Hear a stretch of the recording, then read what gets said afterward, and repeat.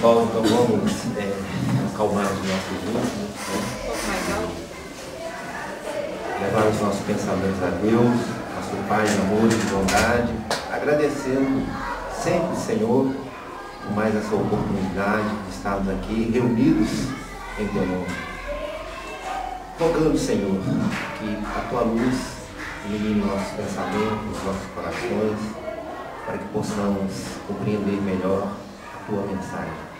Pedimos, Senhor, a luz, o amparo para o nosso expositor, que Ele tenha para nós aquela palavra esclarecedora, possa nos auxiliar na nossa condução do nosso dia. Mas que acima de tudo, Senhor, faça-se a Tua vontade, não a nossa. Que assim seja.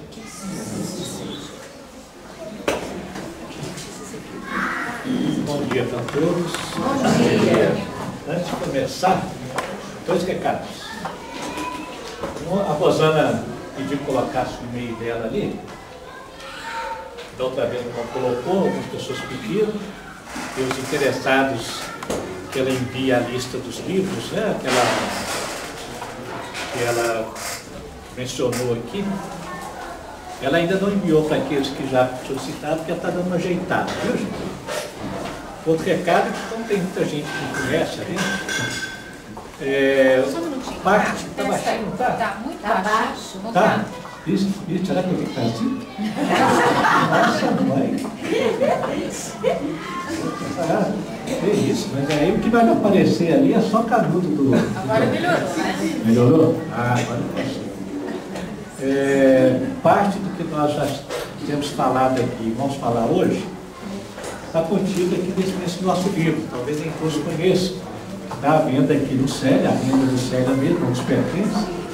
Esse livro, para quem não sabe, foi fruto aqui desse grupo de pais. Né? Em 2012, nós fizemos uma experiência de uma escola de pais, que durou 2 meses. Naquela ocasião, uma das mães era e ainda é jornalista. E ela propôs, por que não faz um livro? Pega esses textos todos que você falou conosco e transforma em livro. E ela foi a que foi responsável pela revisão, que é a nossa Érica Toledo, né? Tá? Então, só para quem está novato aí, ele sabe, né? Muito bem. Então, vamos dar continuidade. Nós começamos falando lá do altruísmo nato na criança, fomos evoluindo, entramos naquela fase em que a criança começa a receber os conceitos dos pais, as razões, os preconceitos, né, que nós falamos, e ela vem vindo nesse processo, ou seja, ela vai sendo criada dentro de um script que contraria a natureza nata, mas é assim mesmo. Nós vamos ter que resgatar ao longo da vida aquela natureza divina da criança, e aí ela vai crescendo e a adolescência começa a aproximar. E a adolescência se torna então aquele momento que é quase como uma consequência de como foi construído todo o processo, somado a um conjunto de fenômenos que nós vamos ver aqui hoje, e aí a coisa entra em erupção. Como lidar com isso aí? Ok? Então, veja bem, antes da gente colocar mais especificamente a questão da adolescência, nós temos que nos contextualizar. Né? Os pais têm que ter consciência, nós temos que ter consciência da realidade. Antes disso, eu esqueci de colocar também o seguinte: quando a gente fala de filhos, jovens, né? É muito legal a gente compartilhar experiências, compartilhar testemunhos. É muito comum no meio espírita, nas casas espíritas, falam que os oradores não devem dar testemunhos próprios. Mas depois que eu li no Emmanuel, que ele fala assim: vocês procuram testemunhos do céu, por que vocês não dão os seus aí? O Emmanuel fala isso. Porque nós somos farinhas do mesmo saco, gente. O sofrimento é o mesmo. No meu coração, no seu, na minha casa, na essência, sofremos pelas mesmas coisas. Então, quando um joga para o outro a experiência, ajuda o outro a ver que tem caminhos, que cada um vai descobrir o seu. E mesmo porque o testemunho é a ciência do espírito assim como o laboratório é para a ciência humana. Então nós temos que comungar testemunhos. E isso nós vamos fazendo em nossas falas, e hoje nós vamos comungar muito isso, ok? Então veja bem, esse espíritozinho que já trilhou essa jornada, que chegou na adolescência, ele já traz em si a sua memória espiritual, a sua memória atual, o que os pais colocaram na cabeça dele, o que é verdade, o que não é, o que é certo e errado, e aí ele toca com o mundo. E o que caracteriza esse mundo nosso? Eu elenquei aqui só algumas coisinhas, né? Para a gente ter ciência disso. E como lidar com isso? Uma característica marcante se chama mixofilia. A área da sociologia gosta desses termos, né? Se chama, é o prazer de estar em constante contato com o novo, com ambientes novos. Existe uma ânsia disso. É só observar aí, quando abre um boteco e tem um sucesso danado, passou um tempo, acabou. Passou a novidade. Nós temos ânsia de novidade. Ah, mas naquela praia eu já fui. Antigamente, vocês lembram? A gente ia sempre em Guarapari. E não enjoava de Guarapari. Estava frio. Não, agora não. Ah, já fui lá. Agora tem que ir não sei o quê, tem que ir não sei o quê. E aí vai. E assim vai com tudo, né? A ânsia do novo. Mixofobia. O medo do diferente. Os condomínios fechados. A tensão entre aquele que é diferente de mim. Só para a gente passar rapidinho, tá? Aquilo que o sociólogo Bauman nomeou de mundo líquido, sociedade líquida, relações líquidas que passam rápido, tudo é rápido, né? Os solitários interconectados. Mês passado eu fui com meus netos lá, nós fomos, né, em São Lourenço, tive um choque, eu achei que eu estava em outro mundo. O hotel cheio, todo mundo assim nas mesas, e todo mundo nos seus smartphones, nas suas internet, ninguém olhava para o outro, conversava com o outro. Negócio de gente que eu me senti naquele filme de seriado de Black Mirror. Vocês assistiram? Que é uma série das críticas à modernidade, né? Que foi nomeado por Bauman de solitário interconectado. Sabe conversar via rede, não sabe conversar pessoalmente, porque ali tem uma tensão de vir a ser. É fácil você desconectar alguém via rede, mas pessoalmente não é fácil. Então, eu não quero mais conversar com você, tá bem? Tchau. Não dá para fazer isso pessoalmente. Mas por quê? Você não gosta mais de mim? Não, não é nada não, cara. Tchau. Não, o que foi? Não existe isso na rede. Você simplesmente, o outro ainda acha que você está conectado e não está mais. Não quero mais receber nada de Facebook daquela pessoa. Aí você vai lá e não quero receber mais. E a pessoa nem sabe, ainda acha que está recebendo. E aí vai. A cultura midiática. Né? Essa cultura a gente recebe, que a mídia chega, toma como verdade, uma hiperdimensão, e ali a gente pauta nossas vidas. Nós achamos que nós nos preocupamos muito mais com 60 mortos pelos terroristas na França, do que com os 2,5 milhões que morreram de tuberculose. Faz tão de indiferença isso, né? Ou por 140 mil mortos por ano em acidente de trânsito. Nos preocupamos que morreu 60 dos, como diz Bauman, o americano devia estar mais preocupado com o McDonald's, que arrasa a saúde de muita gente, do que com o terrorista. Mas a cultura mediática é assim. E aí nós vamos tomando atitudes em função dessa cultura, nos esquecendo da verdade que nós possuímos, verdades espirituais. E aí vai, né?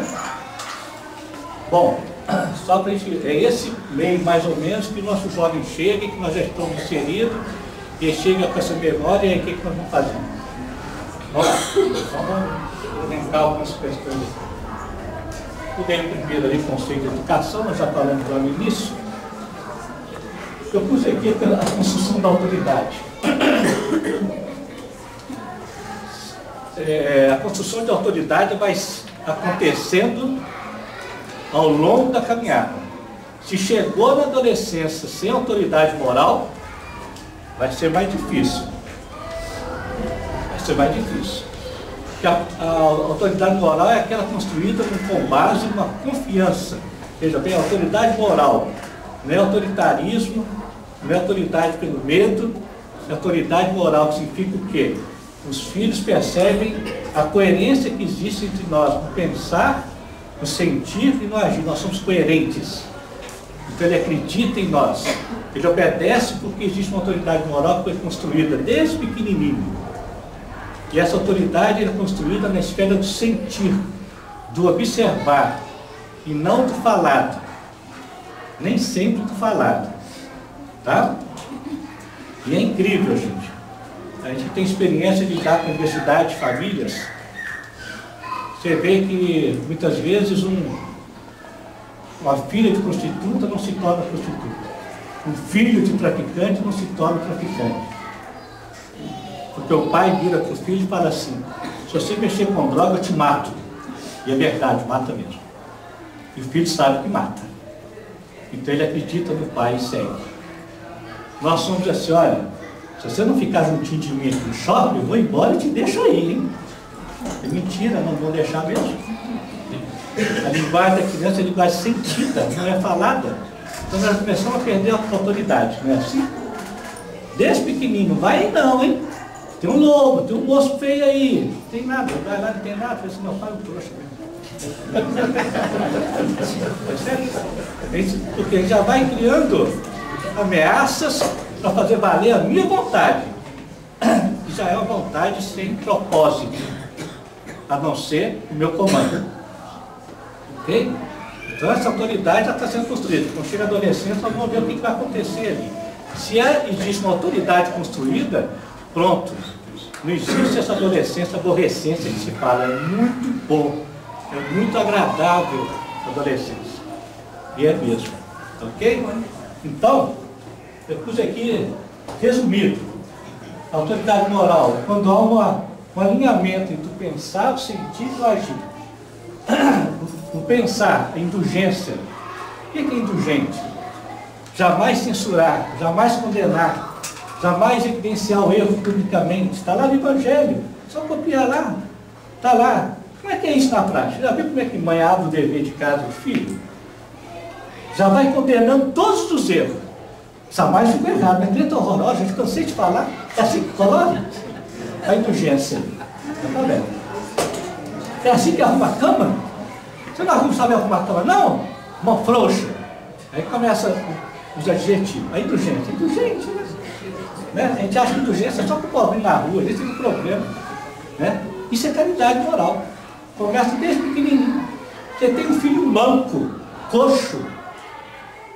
Aí vai exigir mais indulgência ainda. Todos nós temos filhos coxos em alguma coisa.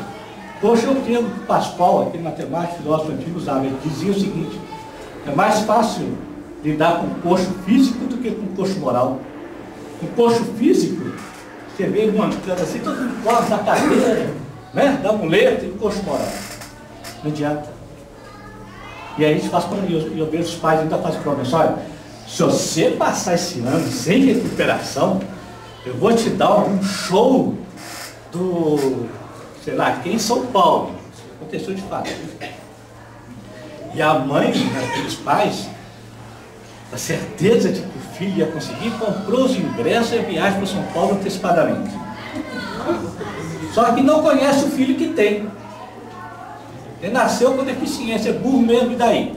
Ele pediu para reencarnar assim. Ele pediu, o espírito não é burro não, mas ele pediu para ser a aprovação dos pais e de todo mundo. O que aconteceu? Ele suou, ele transpirou. Chegou no final, mãe, eu não consegui, 4 recuperação. E aí? O que faz agora para a viagem? O que faz? Está vendo? É o pai que não reconhece o posto que tem, não tem indulgência. Ao invés, quer dizer, ele se esforçou, mas ele não é da natureza dele, esse não é o dom dele é outro. Percebe? E aí a gente massacra. Ok? Então a indulgência de reconhecer o outro o que ele é. E Emmanuel chama da zona nevrálgica. Cada um tem uma zona nevrálgica. Nós vamos ver que quando chega a adolescência, a zona nevrálgica se evidencia. E eu tenho que ter indulgência. sem afã de querer resolver o problema dele, que eu não vou resolver. Pai nenhum resolve o problema de filho. Ele é um espírito que vem para se resolver ao longo da vida. Nós oferecemos ferramentas, referências. Nós somos semeadores, mas não resolvedores do problema daquele espírito. Não somos. E aí a gente fica doido para resolver, né? Mas vamos devagar, isso outro pega aqui, pelo foco. Sentir. A virtude de sentir é o perdão. Eu vou me perdoar 70 vezes 7, porque eu não soube interpretar e entender o meu filho. Eu não vou me perdoar. O outro não precisa ser perdoado. Quando eu acho que o outro está fazendo contra mim, aí eu acho que eu tenho que perdoar o outro. Mas é eu que estou colocando a intenção no ato do outro. Filho nenhum desafia pai nem ofende. Nós é que nos sentimos desafiados, ofendidos.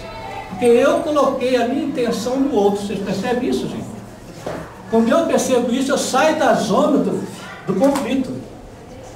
Porque se ele me xingou, qualquer coisa que ele falou, eu que vou determinar se eu vou ficar ofendido ou não. Mas como educador, eu vou atrás da fala, que é aprender a compreensão. O que está por detrás daquela fala? Percebe? Uma vez para os nossos filhos adolescentes, vocês já contei aqui, que se repete os casos marcantes da vida, né? No almoço de família, na casa da vovó, aquela coisa que todo mundo tem, né? Na mesa, assim, ele me mandou tomar naquele lugar. Todo mundo virou para mim, começou agora. O que é que vai fazer, né? Está armado o pau. Como eu sei que eu sou uma onça das bravas, e tenho pedido muito a Deus força para domesticar a onça, eu aprendi desde cedo com os meninos, graças a eles, a andar sempre com um barril de água santa do Chico atrás. Vocês não estão vendo não, mas eu tenho. Entendeu? Eu ando com a mochila com a água santa do Chico, aquela água que fala, vocês lembram, né? Só fala, engole, enche a boca de água e só engole depois que a indignação passar. Não falei nada. Uma semana depois, a indignação passou. Aí você chama ele, como diz Paulo, chama ao conselho. Me ajuda a te entender. Olha só, gente. Me ajuda a te entender. Não é fazer, que é isso? Você está achando que eu sou o quê? Ah, sei que. Não, que isso? Não é conflito, nós somos educadores. Atrás daquilo ali tem uma beleza. Que é que nós falamos da outra vez, ver Deus em tudo. Me ajuda a te entender. O que foi que aconteceu isso? Pai, eu falei isso, sei que. Ah, você tinha razão mesmo. Na razão todo mundo tem. A gente perde a maneira de conduzir a razão. Nos entendemos, nos abraçamos e é esse o objetivo. Né? Então isso exige isso aqui. Agir com benevolência. Tudo que fizer com sentido do bem. E não do meu interesse pessoal. Ficar atento, porque às vezes a gente pede filho alguma coisa com interesse pessoal. E não interesse do bem do outro, do bem coletivo. E tudo isso da autoridade moral vai ser conquistado numa tensão constante e natural entre a alegria e o dever. Isso aqui foi uma aula que eu tive, eu estava no consultório, vivendo esse drama, menino pequeno. Nós temos uma companheira lá, que é companheira média nossa, antiga, desde menino. E ela é daquelas médias antigas que a senhora que o espírito tem que falar, fala mesmo. Eu estava lá no consultório e de repente ela já entra incorporada. Ela trabalha no consultório ao lado. Já entrou incorporada. O José Figredo me deu uma aula sobre isso que está aí no livro. A gente só consegue fazer o dever se houver alegria, concomitante alegria. Os dois devem estar juntos. Isso é incrível, gente. A gente conquista a autoridade moral na alegria, não é na seriedade, aqueles não sei o que não. Então, desde a hora do levantar, a chatice de levantar cedo para ir para uma aula, que é chato mesmo para todo mundo e para ele mais ainda, já começa ali na alegria, porque adolescente tem que ser pura adrenalina, nós vamos ver que é alegria constante. Coloca uma música alta, para mexer com o primeiro chakra. Vamos meio, levanta aí, que o trem é ruim mesmo, vamos começar a vida. E é tudo alegria, almoço tem que ser um momento de alegria. Não é que trem, como tá comendo? Não, vai ficar fraco, hein? Vai ficar negro, cai nada. Estou cansado de que ele só come nada e nunca adoeceu.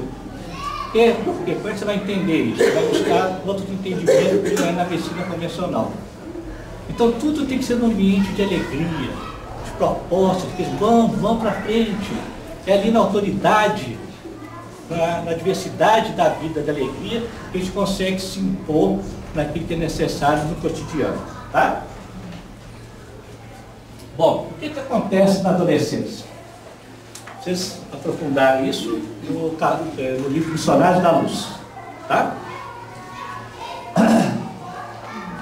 Eu me lembro quando nós éramos na mocidade aqui, e eu já fazia medicina, com o colega nosso André, aí nós fomos fazer uma entrevista com o Bambam sobre epífise, sobre o epífise ou pineal. Uma referência mundial que é do professor nosso, Anjo Machado, aqui da faculdade. E nós entrevistamos ele e tal, e falou tudo que sabia de Cristo pra gente, não sei o que. E aí depois ele é muito humilde, uma pessoa espetacular, ele virou pra gente e falou assim: e vocês, espíritos, o que vocês sabem? Aí nós falamos tudo que nós sabíamos, das custas do André Luiz, né? Ele disse: nossa, mas você sabe muito mais do que eu. Ele é muito sábio, muito humilde. Então, o que o André Luiz faz? Nessa época, em torno de 13, 14 anos, talvez até menos hoje, esse hiperestímulo de aprofundamento, essa glândula começa a funcionar. E o que ela faz?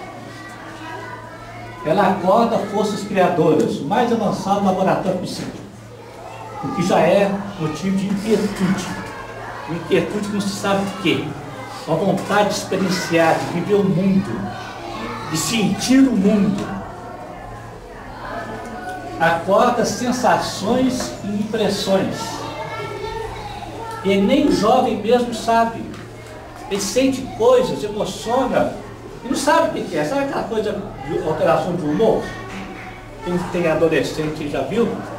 E que nós pais são bobos, a gente fica querendo entender, fica cutucando e fala, meu filho.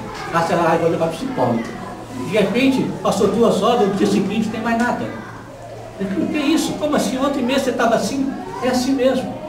Isso não se educa, não precisa fazer nada não. É uma bateção de porta, né? Pá! Risada forte. Tem a ver com isso aqui. Isso. Quer ver? Está no outro cartaz. Eles não sabem. Então, e aí? Como é que a gente lida? Né? Isso não se educa. Não precisa de levar para a reunião de dia da obsessão, não. Faz parte. Passa. Entendeu? Você está muito humor. Igual esse Paulo faz barulho, bate porta, tá com novo. O que foi, meu filho? Eu te fiz alguma coisa? Ah, mas nem tu sabe, não. É assim mesmo.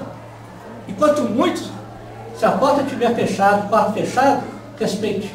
Não queira abrir a janela para dar sol, não. Deixa no escuro e fecha mais. O quarto é bagunçado, deixa na bagunça. Semelhante cura semelhante. Se quiser, bagunça mais. Uma dica, é só não entrar. Você não entra no quarto. Aí você não se aborrece. Às vezes nem consegue entrar. Você não aborrece. Né? E lembra, nós pais temos a nossa zona de provacional. E os filhos vão evidenciar essa zona. Se o pai ou a mãe tem mania de organização, vai ter um filho porco. Vai ter. Para que o pai e a mãe se liberte e se desapegue daquilo que é prisioneiro. É aquilo que eu já falei outra vez. Tudo isso aqui na vida é ilusão. Só serve para desapegar, porque no mundo espiritual não tem privada, armário, louça para lavar, não tem nada disso, gente. O filho evidencia a nossa zona nevrálgica. E eu vou ter que me educar para não matar ele. Eu tenho impulsão de matar. É natural. Eu já enforquei filho no chão em nome de Deus. Já peguei no pescoço e falei assim: nós vamos dar certo nessa reencarnação em nome de Deus. E ele no chão assim, não entendendo. Porque Santo Agostinho falou: tudo que você fizer em nome do amor está valendo. Era em nome do amor mesmo. Porque assim, em nome do meu ego, não faz não. Mas em nome do amor pode fazer. Tá? É assim mesmo. Então, acorda as sensações, comanda a força subconsciente. as inclinações do passado, o espírito emerge nessa época. Te imagina que louco? O que ele foi, as sensações do autor emergem. E ele começa a fazer um check-up entre o que eu estou sentindo, o mundo e os meus pais. Gera confusão, gera um negócio meio doido. Ricardo, Oi. logo hoje meu filho veio e você fala, não abre a porta, não não. Eu já sei que eu não percebi ele ali, você chegando, eu falei assim, "Ih, eu já sei o que o filho vai fazer. Vai chegar em casa e tá vendo? Você vai fazer o que falou. Isso, é ótimo. Tempo. A pineal controla o mecanismo de tempo. O que significa isso na prática? Dorme 6 horas, fala que dormiu meia hora. Estuda 15 minutos, fala que estudou 3 horas. Não se educa isso. É assim mesmo. Nós vamos ver como é que vamos lidar com isso. Não se educa, é assim mesmo. Não está desenvolvendo propriocepção. É algo neurológico, o que é propriocepção? Percepção de si mesmo. Não tem percepção de tempo, nem espaço, nem coisa. Então esbarra, não percebe que esbarrou. Quebra, não sei quantas vezes quebra tudo e não percebe. A menina vai olhar no espelho, nunca está bom. Se você falar que está bom, a gente xinga. Né? Tá vendo, sempre está ruim, o corpo está estranho. É como se o adolescente estivesse diante daquela sala de parque, de espelhos, que deforma. Ele olha assim, está sempre deformado, está sempre com a droga. E quanto mais você fala, pior. Você não está me ajudando, mas você não está vendo? Não está vendo aqui como é que está? Não, filho, está lindo. Não dá. O homem é o estabanado. Não adianta xingar porque quebrou 12 copos essa semana. Vai e compra outro, compra vagabundo. Ou então põe de plástico, de latão. É assim mesmo, isso não se educa. Não se educa porque tornou outra vez o suco na mesa. Não se educa porque o chinelo ficou lá na sala. Não se educa. Pode, se querer educar, vai ficar desgastado e vai quebrar a harmonia do lar. Porque o lar tem que ter prioridade. Alegria de estar ali. O lar tem que ser um lugar que eu quero voltar. E quando os pais privilegiam a formação de hábitos em detrimento da formação do ser espiritual, é muito ruim voltar, porque nós deixamos, eu já vou para casa. É só se colocar como adulto. Você imagina você está com uma mulher chata. Ah, eu já tenho que voltar. Aí você tem que beber mesmo, tem que passar por terra, não tem que passar por terra. Porque a causa do alcoolismo é a mulher. Já dá conta de que a mulher, graças a Deus, tem a cachaça. Ou contrário. Ou contrário. Isso. Tá vendo? A mulher está buscando também, claro. Aí vai. E a pessoa não sabe o que está fumando maconha. Não sabe, é para aguentar o marido. Trouxa, enjoado, todo dia está com aquele marido em casa, com o blusão do Lula, PT vermelho, vai dormir com a blusa do Lula. Não tem nem tesão. Como você vai transar com o Lula? Ou o contrário, você está com a mulher e ela está propagando a Dilma, você vai transar com a Dilma. Um horror. Então esquece isso tudo. Então o lar do adolescente tem que ser aquele lar que acolhe, que é gostoso, alegria, que começa cedo. A criança chegou na escola, o que os pais fazem? Você comeu a merendinha toda, filho? Nossa Senhora. Aí vai fiscalizar a merenda. O que aconteceu? Você sujou, rasgou a roupa. E seu roxo, seu corpo, o rosto está roxo. Quem foi que te bateu? Vou ligar para a diretora. Que isso? Acolhe, dá um abraço, que bom que você chegou. Não, é tão bom te ver, vem cá. E rola, e brinca. Depois fiscaliza se comeu ou não. E vai. Então isso tudo acontece. Tá? Tudo acontece, uma loucura doida. E aí, como é que nós vamos lidar com isso tudo? Nos educando junto com ele. Né? Ok, gente? Então entender isso aqui. Isso aqui não se educa. Tá? Então, consequências. Energia erógena, que a pineal também libera testosterona. E aí, energia erógena, ir ao encontro do outro. Testosterona, dimensão, tempo, espaço confuso. Então, uma frase, o que significa isso, né? um baita de um conflito, entre a energia erótica querendo ir ao encontro do outro, tudo que ele recebeu de conceitos, de script, agora o que eu faço, o olhar paterno e materno, a interdição, o mundo clamando.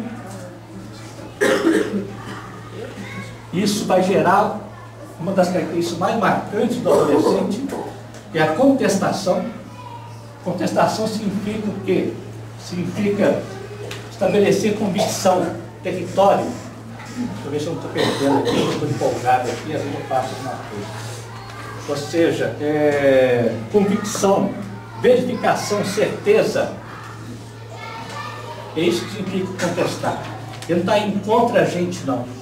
Ele precisa de uma convicção diante desse turbilhão de fenômenos que está acontecendo com ele. Se eu não entender isso, eu começo a bater de frente. E mais ainda, eu vou bater de frente com aquilo que eu vejo no outro, que está em mim e que eu não suporto. Percebe? Tem que ter clareza disso. Quando a gente tem muito filho, é bom que facilita. Cada filho você vê nele algo que você não suporta. E quando ele verbaliza, você acha que ele está indo contra você, ele está desafiando. Ele não está te desafiando. Ele apenas é isso. Ele tem necessidade de uma certeza, de uma rota, de uma convicção. E aí ele checa tudo que ele recebeu e tudo que ele está vendo. É a época em que eles percebem as nossas incoerências e checam as nossas incoerências. E se eu não tiver humildade de perceber e compartilhar, vai virar um campo de batalha. E alguém pode sobrar nisso. Vou dar alguns exemplos pessoais. Né? Vem em casa, desde pequenininho, nós já tínhamos percebido que havia ali um espírito sindicalista. Ele pequenininho já fiscalizava que o irmão foi no banheiro e não deu descarga. Fez xixi fora do vaso. Eu tenho chato isso. Ele olhava, algum funcionário ia em casa e falava assim: papai, ele não fez direito, tá lá, ficou torto. Já fiscalizava. Ele foi crescendo. Aí você imagina. E espírito português. Ele quando se passava, vai tomar banho. Ele ia tomar banho. De roupa. Você olhava, e você estava no chuveiro. Você não mandou eu tomar banho? Aí você tem que respirar fundo, para não afogar ele no chuveiro. Como assim, menino? Menino, larga isso aí. Ele largava, o que estiver na mão, e quebrava. Você não pediu para largar? Olha só a natureza, ele vai crescendo esse menino. Aí, olha só o espírito contestador, o espírito de checagem. Um belo dia no culto, nós tínhamos o hábito de perguntar a eles: vocês estão vendo alguma coisa incoerente em nós? E ele falou: não é justo que a gente tenha uma empregada já aposentada, que ganha o salário de aposentado, enquanto tem gente desempregada lá fora. Eu falei: puxa, cara chato isso. Vou ter que mandar a moça embora, tem que gosta tanto dela, e empregar alguém que não é aposentado. Olha o senso de justiça disso, de defensoria pública, né? É isso aí. Esse menino que eu quase enforquei ele. Porque dialogar com ele era uma dificuldade. Era uma coisa louca. Porque ele contrapunha, protestava, e vai. E aí, para você não matar ele, o que você faz? Você controla o ego, violenta o seu ego, que é o que o Emmanuel fala. Nós viemos aqui para sermos violentados em nosso egoísmo, para destruir nosso ego. E hoje agradeço muito a ele, e nesse aspecto eu devo a ele. Hoje eu encontro com ele, eu abraço e fico emocionado. Eu sou o que sou hoje graças a ele. E ele hoje é sindicalista. Vai servir a Deus lá, meu filho. Vai, Jesus. Vai com Deus. Você vê com essa missão desde cedo. Vai lá. Está lá. Ele parou o trem da Barra do Rio Doce. Assim, a foto do estado de Minas. Imagina eu, locomotiva fininha desse jeito. Imagina se eu ficasse assim na frente dele, me atropelava. Percebe? E cada um filho tem isso. Tem algo na alma. Que chega nessa época para contestar mesmo. Mais ainda, segundo que os espíritos estão nos informando, essa mudança planetária, o que vai caracterizar o fenômeno é escândalo. Os Espíritos estão vindo para nos escandalizar, para que nasça o verdadeiro amor incondicional. Amar o que não é amado, amar o que não é suportável por nós. E ter filhos e outras coisas mais. E vão chegar trazendo um escândalo. E eu vou ter que aprender a amar e acolhê-lo. E não expeli-lo. Isso é louco. Porque o que caracteriza o planeta de regeneração é o amor universal. É amar a Deus acima de todas as coisas. Vou ter que amar esse meu filho como ele é. Não importa quem seja. Bandido, o que for, prostituto, qualquer coisa, homossexual, o que for, ele é meu filho. E a casa vai ter que estar aberta para acolhê-lo. A qualquer hora. Né? Então, bom. Vamos ver aqui. Como lidar? O que é ter discernimento constante entre o que é da idade e o que é sintoma? Bom, antes disso, gente, vai esquecendo, tá vendo? Quando o filho chega à adolescência, nós começamos a viver a parábola do filho pródigo. Começamos a viver. O que é a parábola do filho pródigo? O pai deixou a herança para o filho. Nós já deixamos a herança para o filho. Já oferecemos a ele tudo que tínhamos. Já fizemos a semeadura. Irmã, fala, a semeadura principal é até 7 anos. Nós já semeamos, vamos continuar semeando. A herança foi dada. Agora o filho vai partir, vai começar a partir. Vai para o mundo. E nós vamos ter que incorporar o pai do filho pródigo. Todos os momentos da vida. Você lembra do pai do filho pródigo? Ele quer que nasça a consciência do ser espiritual. Ele não interfere, ele não controla, ele não subjuga, ele aguarda. E a maior dificuldade que nós temos de viver o filho pródigo com os seus filhos é que nós não queremos que os nossos filhos sofram. Mas eles vão sofrer sim. Porque no momento do sofrimento é que nasce a consciência. E é isso que o pai do filho pródigo aguarda. Quando ele come as bolotas de porco lá, ele volta para o pai. E nós vamos ver que nossos filhos vão comer bolota de porco várias vezes. E nós vamos ter que acolher. E ao acolher, em silêncio, porque se eu condenar, eu firo o amor próprio, e a educação tem que estar efetivada. Isso é duro. Nós temos que incorporar o pai do filho pródigo, gente. Várias vezes no período de adolescência e o resto da vida.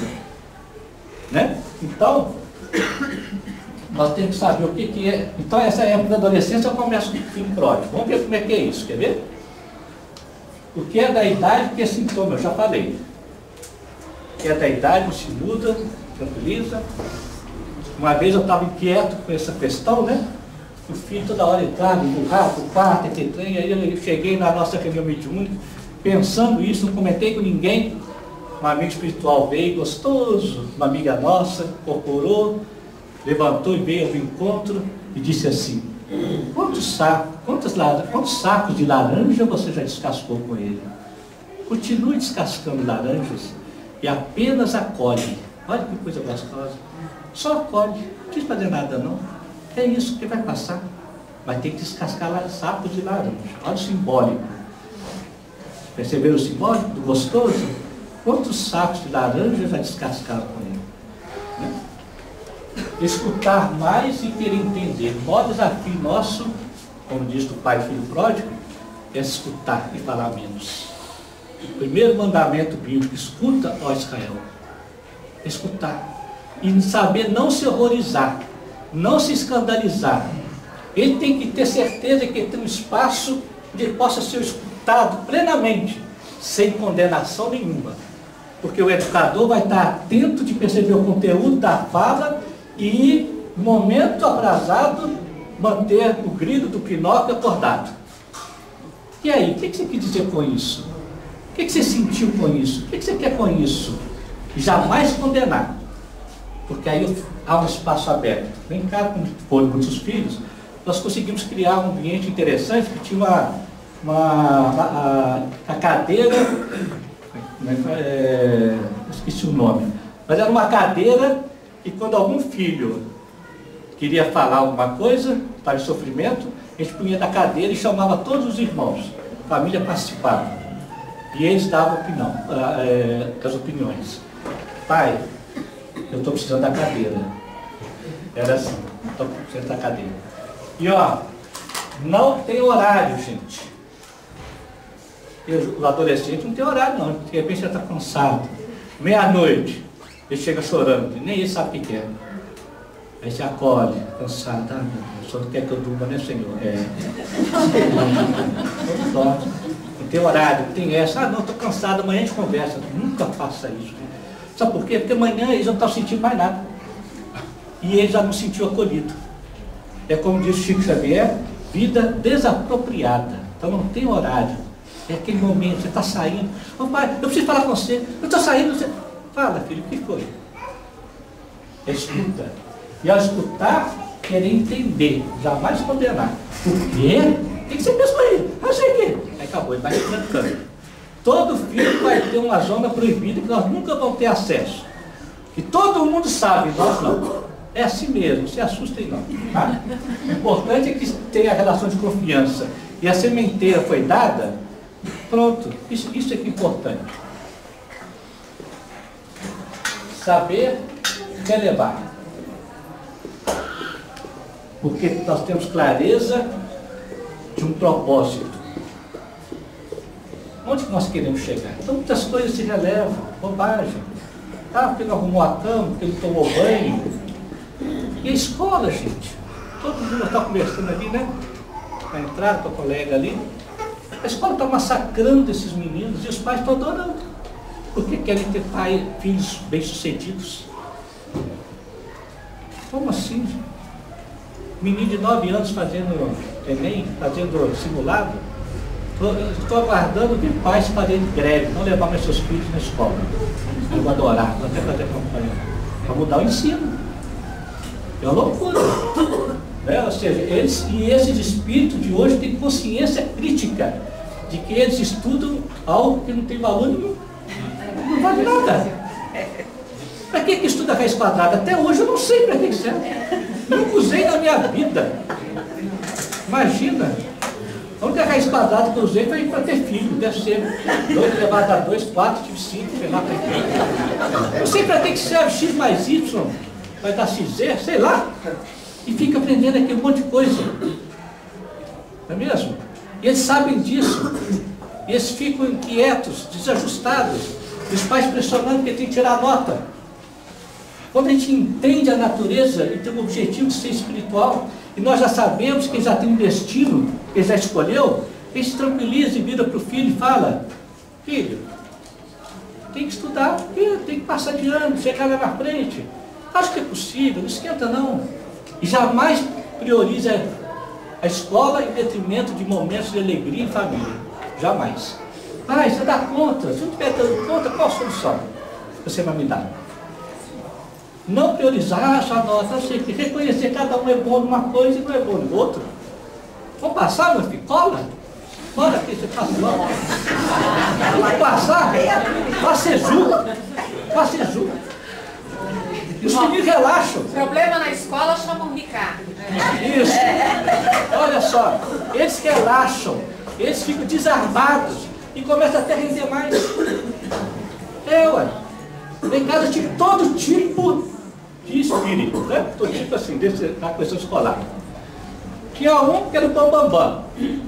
A escola ligava, seu filho não está fazendo o dever de casa, os deveres. Eu virava e falava assim, e nem vai fazer. Ele está autorizado por nós a não fazer, porque ele é bom de serviço. Então para que faz? Se já é bom sem fazer, para que faz? Então não precisa fazer. A escola ficava louca. E esse a gente autorizava a não fazer. Não precisa não. Vinha para a casa de férias, a gente já falava, eles não vão fazer nenhum. Já falava para a escola, não vão fazer nenhum. Esse que não fazia nada, o bambambam da física, lá, cientista, não sei o que, não sei o que. Agora o outro é danado, estudar nada. Aí você tenta, professor particular, tudo tem que ser adequado ao que a gente entende da natureza. Aí um belo dia nós achamos um professor que era igual a ele, semelhante, cuida semelhante. E a coisa deu uma aliviada. E nós ficamos, gente, o que esse professor tem? Nós tentamos os professores, não sei o que, e esse deu certo, e nós começamos a olhar de Greta, simplesmente era aula particular dele em casa. Ele chegava em casa, a primeira coisa que ele fazia é contar piada, soltar pum, fazer cocô. O menino relaxava e ria. Quando eu olhava, estavam os dois debaixo da mesa. Meu Deus. E o negócio deu certo. Nós viramos para o professor e falamos assim, agora você vai dar aula de tudo. É só matemática, mas só jogar. Não, eu não sei, não, mas ficar sabendo. Pode dar aula. Percebe? Semelhante por semelhante. Você pega um menino doidão, você põe uma professora clássica, coitado, vai sofrer, todo doidão, malucão. Aí se interage, fica feliz, aí conseguiu, empurrou, vai empurrando, o negócio dele na escola, e foi empurrando, ele tem consciência, vai meu filho, empurra para acabar até lá. Acabou de fazer seju, vai fazer seju e pronto. E ele está feliz hoje, porque se encontrou, já contei esse caso aqui já, do bombeiro, né? Encontrou lá, até na hora de fazer a prova do bombeiro, eu falei assim, Senhor, será que vai passar, Senhor, porque estudar é ruim? Aí Deus mandou a resposta na hora. Eu estava dentro do carro, a mulher apertou o dedo na porta, ele levantou rapidamente, foi lá, buscou um gelo assim, vai ser bombeiro. Aí eu virei para ele assim, você passou no concurso, como é que você sabe? Nem saiu, Deus me falou agora. E passou e está feliz no bombeiro. O problema é que os pais não aceitam que seu filho seja um pipoqueiro feliz. Ele tem que ser um engenheiro feliz. Meu primo fez 14 provas de vestibular para engenharia civil. Até que enfim passou, porque eu sabia de cor o que aconteceu. Fez, exerceu um pouquinho, largou, e hoje ele é motorista de van. Ele sempre gostou de carro. Conversar com ele era só falar em carro. Ele tinha que ter mexido com carro desde cedo. Mas os pais não. Tem que ser engenheiro, tem que... Ele devia ter sido motorista de ônibus, de caminhão, ficar feliz da vida, não. Levou um tempo para cair a ficha e já tem anos que ele é motorista de van e leva o pessoal para a cidade administrativa. E 14 tentativas de lá. Nossos pais querem isso. Você tem que reconhecer. Se o menino souber fazer pipoca doce bem feito, dá um carrinho de pipoca para ele. E vai ser um pipoqueiro mais feliz de Belo Horizonte. Vai ganhar dinheiro conforme a necessidade do espírito. E vai embora. Compartilhar dons, compartilhar os dons, a alegria, o valor do outro, gente, é outra coisa difícil. Cada filho tem o seu valor, tem o seu dom. E eu vou compartilhar o valor do outro, e não o meu valor, porque às vezes assusta. Então, eu tenho que abrir mão. Aí você imagina, chegou a sua filha, um namoradinho, aquele que nenhum pai quer. Aquela figura, né? Quanto mais você for contra o amigo dela, namoradinho, mais ela fica com ele, dura. Aí eu me lembro de uma companheira que deu a aula pra gente pela vivência. Ela olhou assim, nossa, mas seu namoradinho é diferente, hein? Gente legal, mas você vem para almoçar em casa? Chamava ele a almoçar todo dia em casa. Não, vem cá, vem cá. Com 15 dias, cadê ele? Sumiu. Ah, enjoei dele. Agora fala mal do menino, você vê, gruda nele. Agora tem momentos que é sério. Nós passamos por momentos sérios com meus filhos. Que se envolveu com um rapaz, com negócios ilícitos, de venda de perigo. E ele queria se envolver isso para ganhar dinheiro fácil. E nós estamos lá, conversando. Sem condenar o amigo. Se condenar o amigo, ele fica com o amigo. Nós estamos conversando, chamando a atenção. E ele, não, pai, não sei o quê. Então, filho, lembra, você é espírito, tá? Tem um propósito ser espiritual aqui. Vai alertando. Não, pai, não sei o quê. Só que, gente, Deus tem os seus meios. Quando a gente não tem que passar por aquilo, está lá no livro dos Espíritos. Deus tem seus meios. E Deus usou de um meio. Um belo dia, quando ele ia ao encontro dessa figura, ele capotou o carro.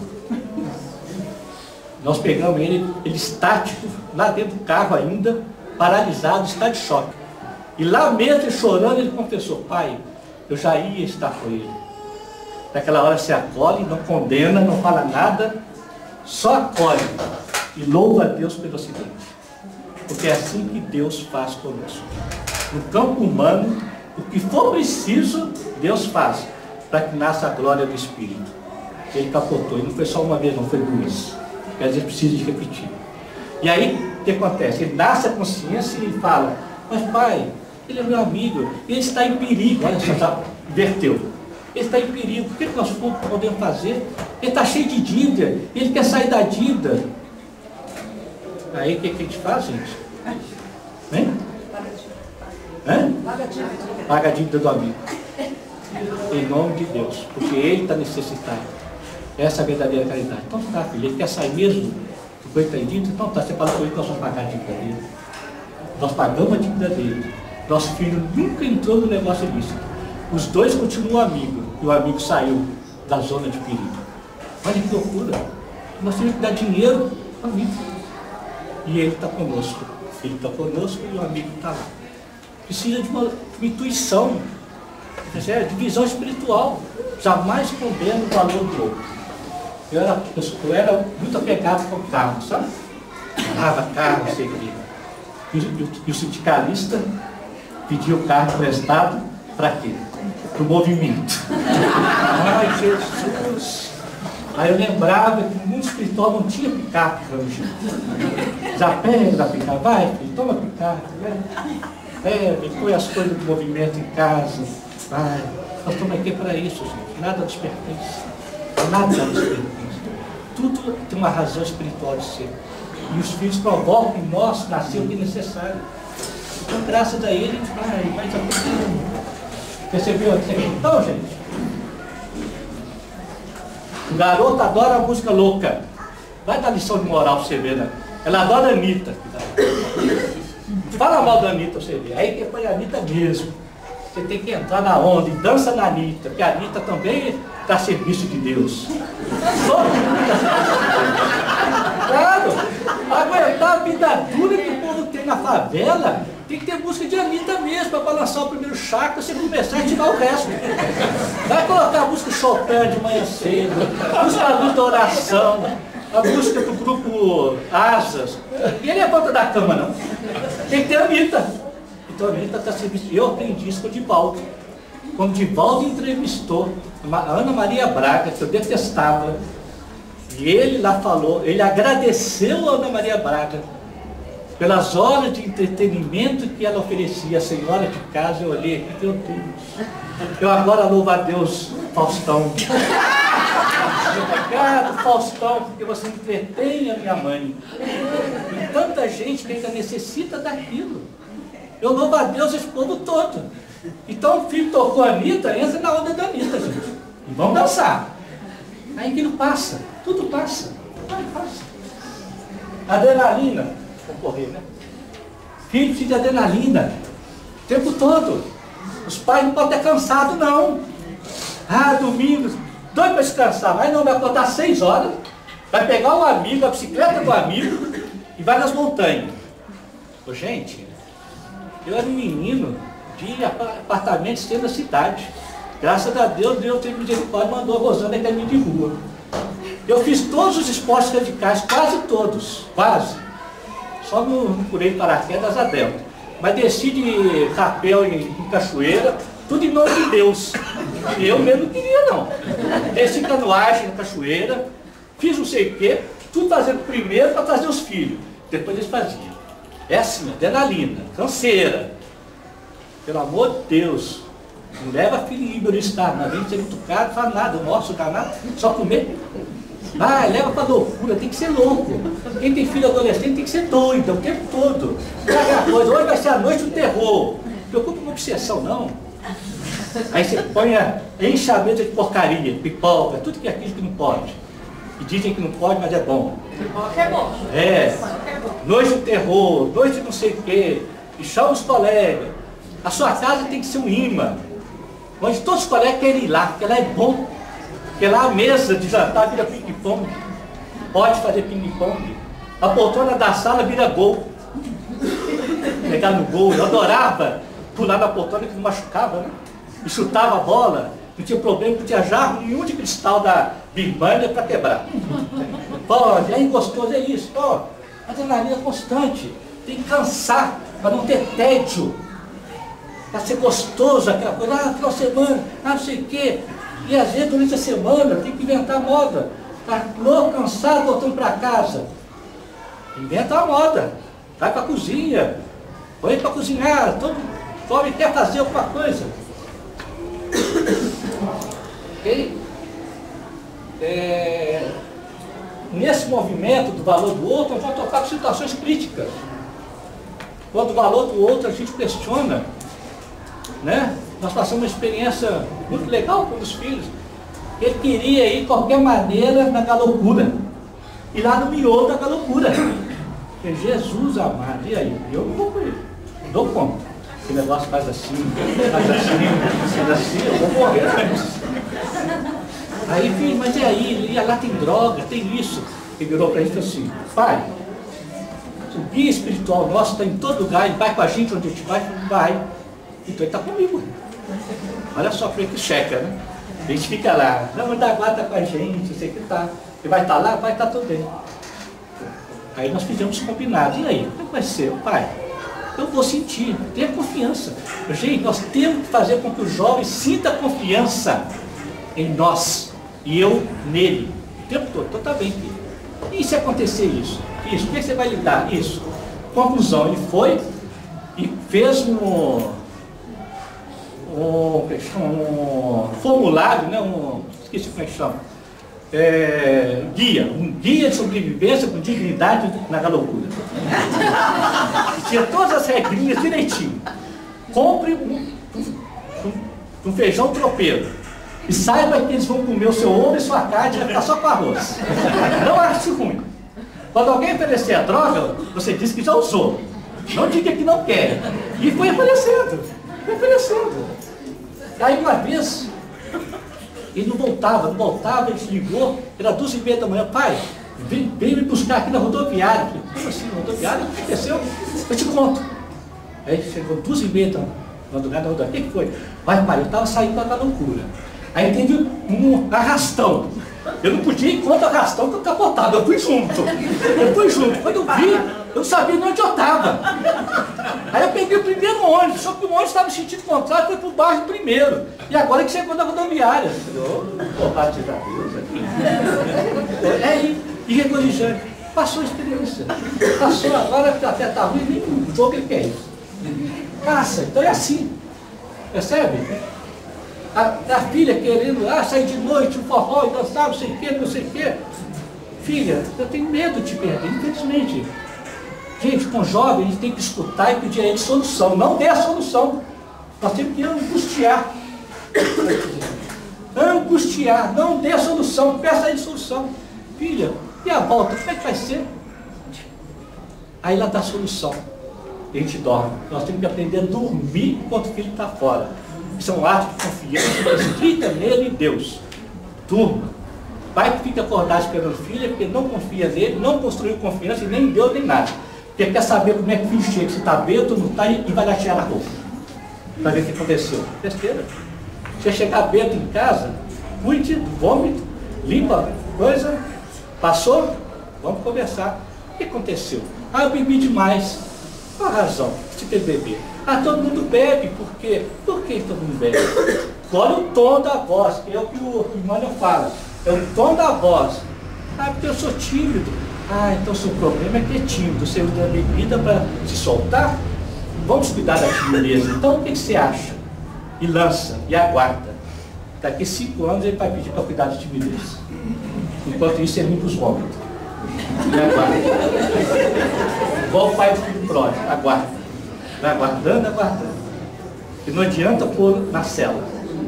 Se puser na cela, 5% dos prisioneiros, só 5% salvo, 95% recai. Não adianta, tem que nascer consciência, isso é duro pra gente. Respeitar a zona nevrálgica, um termo que Emmanuel usa. Cada um de nós tem zona nevrálgica, gente. Vamos respeitar? Não toca muito daquilo não. Você imagina, em cada sujeito de propósito, colocamos os homens todos no quarto. Um Che Guevara em frente ao outro da PM. Um olhando, a gente falando assim, vocês são espíritos, tá? Lembre-se disso. Aprendam a respeitar um ao outro. E até hoje é assim. Quando o do bombeiro chega com a esposa, que é oficial da PM em casa, e chega paramentada, e o sindicalista está em casa, aí já bate na mesa e fala assim, olha que vocês dois todos são espíritos, Essa roupa, sua ilusão, eu acho que desencarnar não é polícia nem nada, e nem o ser sindicalismo. Aqui é alegria de viver, de conviver, então não tem assunto político, porque se tiver, vai ter confronto, vai dentro de casa. Você imagina, a policial almoçando em frente ao sindicalista, e eles almoçam um em frente ao outro. Na paz, na alegria, contando piada, não sei o quê, contando a vida de um, do outro, não sei o quê, tal. Nessas horas eu fico até fofoca. Pode fofocar e não dá paz. Mas aqui, porque são espíritos.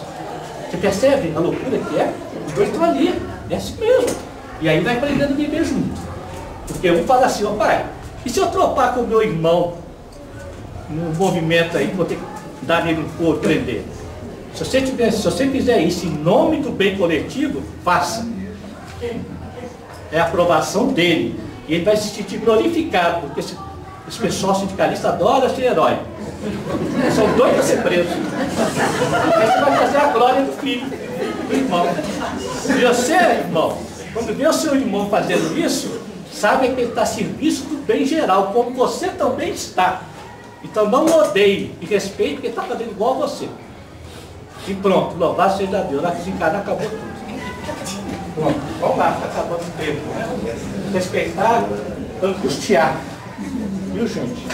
Lidar com adolescente é angustiar. Não tem medo.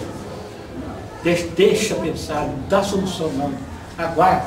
A gente vai perder aqui. Então olha só, angustiar. Tudo que acontecer tem que ter um propósito. Se tiver propósito, tem Deus. Vou contar uma experiência para vocês, minha, pessoal. Eu, como adolescente, naquelas épocas de conflito, né, sexual, aquela coisa, eu fui criado num ambiente espírita puritano, daqueles que olhar para a mulher já é pecado. Horror. Aí um belo dia, um adolescente aqui na mocidade, a líder da mocidade chamou um companheiro, Mário Barbosa, e falar aqui, e nós fomos buscá-lo no aeroporto. Cheguei lá, ele olhou para mim e falou assim, nós precisamos conversar. Imagina isso com um jovem, o palestrante de fora falou, é agora, nossa, ele quer conversar comigo. E lá fui eu conversar. E ele de cara falou, o que está acontecendo? Eu percebi que você está em conflito. Eu falei desse conflito sexual, sei o quê. Esqueça de falando gostoso desse significado.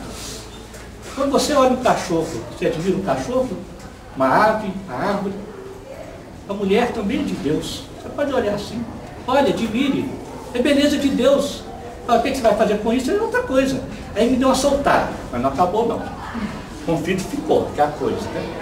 E aí eu, bom, em determinado momento, lá com os 18 anos, uma angústia danada de querer resolver, abro uma página da Joana de Ângeles e ela fala assim, nos primeiros passos para o autoconhecimento é a autenticidade, ou seja, ser autêntico com você mesmo. Quando eu li aqui, eu falei assim, ah, Senhor, em teu nome eu vou me permitir viver uma situação para ver o que vai acontecer em teu nome. Sabe qual era a situação? Vocês não, a maioria, mas os mais velhos sabem. Naquela época, a atriz pornô mais era a Vera Fischer. O meu sonho era a Vera Fischer pelada. Sonho de adolescente. Oh, meu Deus. E eu não deixava ver a Vera Fischer. Aquele lá que eu vi, aquela autenticidade lá. Mas é hoje que eu vou ver. E aí naquela época, passava uns filmes pornográficos na Band, meia-noite. Eu podia ir no cinema, né, aquela coisa. Aí eu montei esse espelhinho e todo mundo em silêncio. Gente, olha o que Deus faz com a gente. Deus é fogo.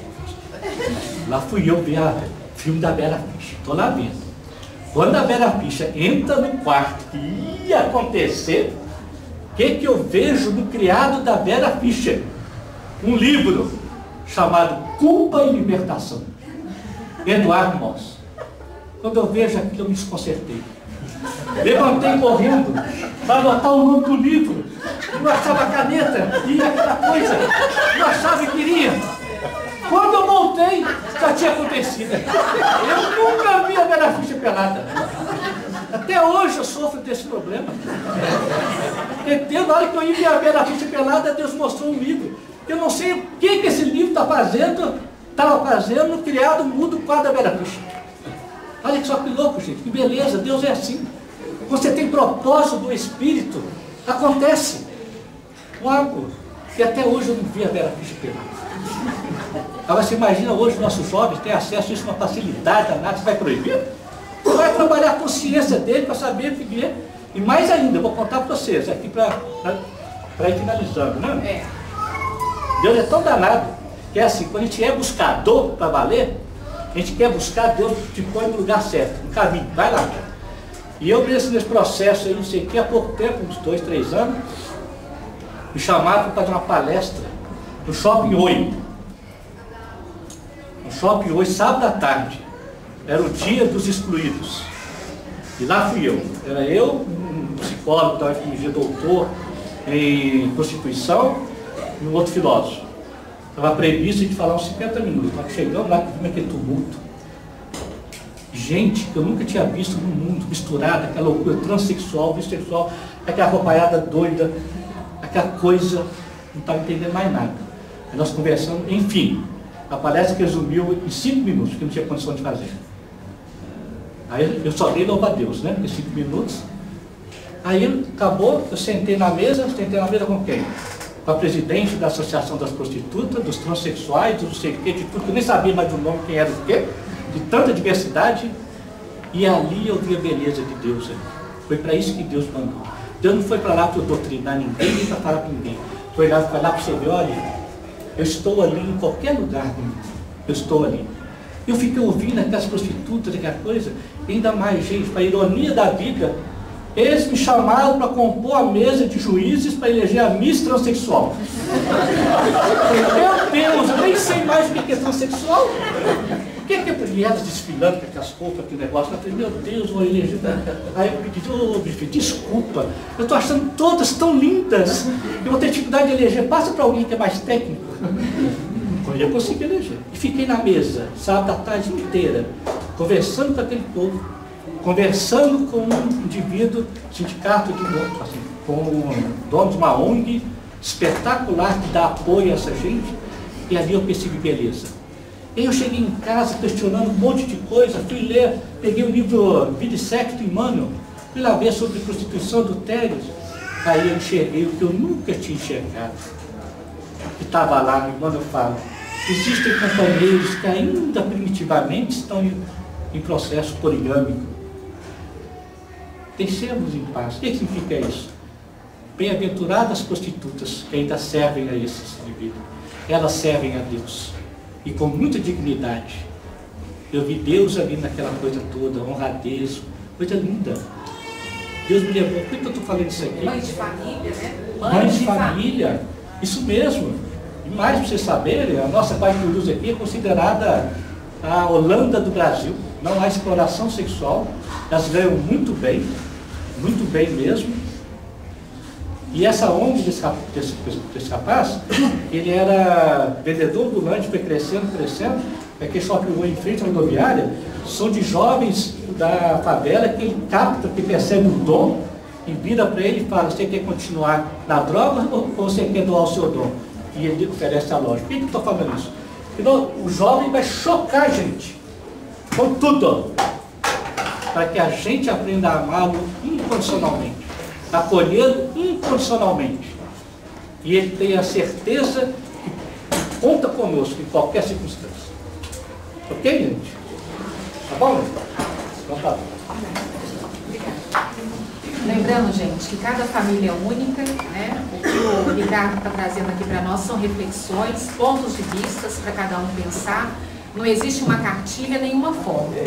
Eu vou combinar com o Ricardo em outubro, Ricardo, você está retornando, para a gente fazer como se fosse uma mesa redonda aqui, e os pais trazerem as questões, perguntas, tá bom? Aí não vai ser exposição, só vai ser uma conversa para a gente trazer as nossas experiências. O importante é que cada um vai se adaptando ao filho que tem, e cada um conhece o filho que tem. E é um processo de autoeducação. Ele estava brincando aqui com relação à bateção de porta e tudo mais. Eu falo com toda sinceridade, tem anos que eu não entro no quarto da minha filha, porque ela é bagunceira. Então eu cheguei a uma conclusão. Ou a gente vai viver brigando eternamente, ou ignora. Porque você tem que entender que cada um é um. Seu filho nunca vai ser igual a você. O seu filho pode ter saído de você, mas ele não é você. Então ele vai ter a vivência dele, as experiências dele, e vai ter que se frustrar, sofrer, crescer, aprender. Você orienta até determinado ponto. Chega no ponto que depende dele. Então cada família vai se adaptar aos filhos, aos espíritos que você recebe no seu lar. Então são reflexões, pontos de vistas, para a gente poder elaborar, perceber o que eu posso melhorar, mudar, entender um pouco mais esse filho que a gente recebe. Eu gostaria de agradecer a presença de todos, agradecer aqui o Ricardo. Eu vou combinar com ele a data, onde ele vai estar aqui, não para expor o trabalho, mas só para a gente responder as nossas dúvidas e trazer as nossas experiências, trocar umas ideias, tá? Eu vou cobrar ali da Rosana, vou mandar para ela um e-mail novamente da lista de livros que ela está revendo. Assim que eu pegar com ela, eu coloco lá no grupo Reunião de Paz. Então nós vamos elevar os nossos pensamentos a Deus, a Jesus, nosso mestre e amigo, agradecendo a oportunidade do estudo, da reflexão, agradecendo a presença dos nossos amigos espirituais, agradecendo a Casa de Célia, que nos recebe com tanto carinho, que possamos aí sempre ter o coração e a mente abertos. Não só, Senhor, a Tua palavra, mas principalmente aberto à mudança. Que assim seja. Muito obrigada, gente.